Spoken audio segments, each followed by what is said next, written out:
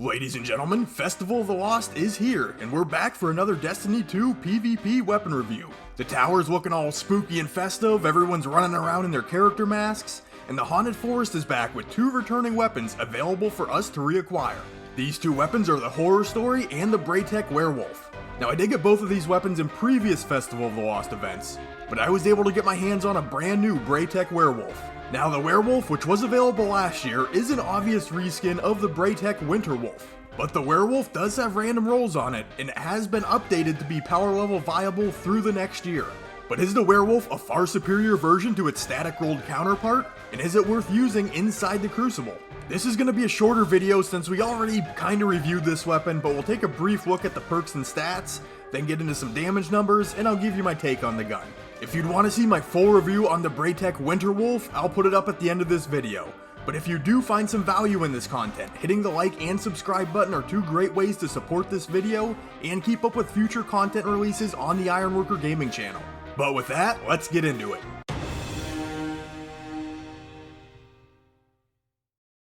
The Braytech Winterwolf is a legendary kinetic precision frame auto rifle shooting at 450 rounds per minute with a base 34 rounds in the magazine.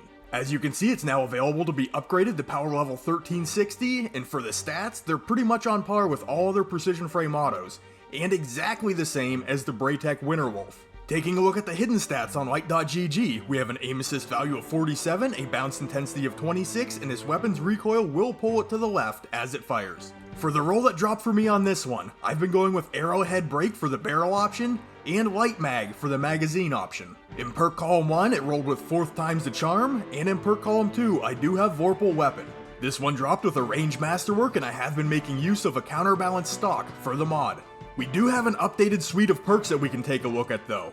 For the barrel and magazine options, we pretty much have the standard fare. Arrowhead break, chambered compensator, corkscrew rifling, extended barrel, ricochet and high caliber rounds are nice on the magazine. And I really think it would be nice to start seeing some new options in these slots. I know we had Seraph rounds introduced recently, but we've kind of been using the same old thing for quite a while. In perk column 1, we can roll dynamic sway reduction, which is probably the PvP preferred choice. Perk column 2 is a little more interesting, with unrelenting, swashbuckler, tap the trigger, and Vorpal weapon. That tap the trigger dynamic sway reduction pairing is probably the role a lot of Guardians are going to be looking for if they want to use it in the Crucible, simply to increase the overall consistency of this weapon. Vorpal weapon can be nice when trying to deal with roaming supers, but swashbuckler provides a much needed damage boost to this weapon. But with that, let's head into the Crucible, test this weapon's range and damage, and then talk about what it can do.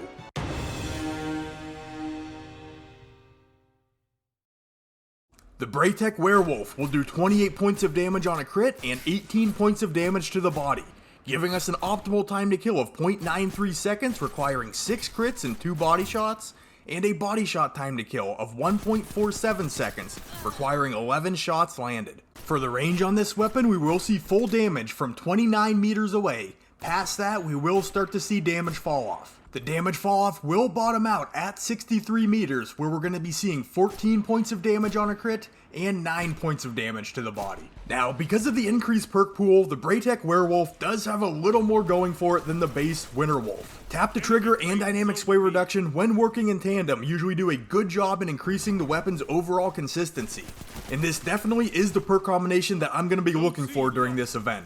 But Unrelenting can serve as a nice survivability perk, and Swashbuckler, like I said earlier, can provide a much needed damage increase. But in my honest opinion, no perk combination here is really doing enough to make up for the major flaws of this weapon. That being the 0.93 second time to kill and that optimal range of 29 meters. Now I think if this weapon could maintain its damage from further out, the shortcomings in the time to kill department would be easier to forgive. I mean, even if we could stretch it back to 35 meters, this could shelter us a little better from 600 RPM auto rifles and hand cannons, which can both easily outgun the Braytech Werewolf. But even if I did get my wish and the Braytech Werewolf could reach out a little further, a 0.93 second time to kill still hurts. This gives enemy targets plenty of time to duck and cover before they take lethal damage. And as the wielder, we're leaving ourselves out of cover for far too long, since when using an auto rifle we're being asked to maintain line of sight and track our target to hit our optimal time to kill value. Now this doesn't feel as bad with an adaptive frame auto rifle that can kill in 0.7 seconds, but when you're wielding something that has a time to kill of almost 1 second, it's not good. So is the Braytech Werewolf worth using right now, and is it competitive in the Crucible? Sadly, no, not really. But you still may want to try and snag a decent roll on one. While it's not great right now, we don't know how the sandbox is going to shift in the future. And since it has been re-released here in Season 11, this weapon is future-proofed. Or future-resistant. But either way, it's got a lot of life left in it. And it's never a bad idea to cover your bases moving forward. So if you did enjoy this video, please remember to hit the like and subscribe button if you have not done so already. And thank you for watching. You guys are awesome, and I will catch you on the next one.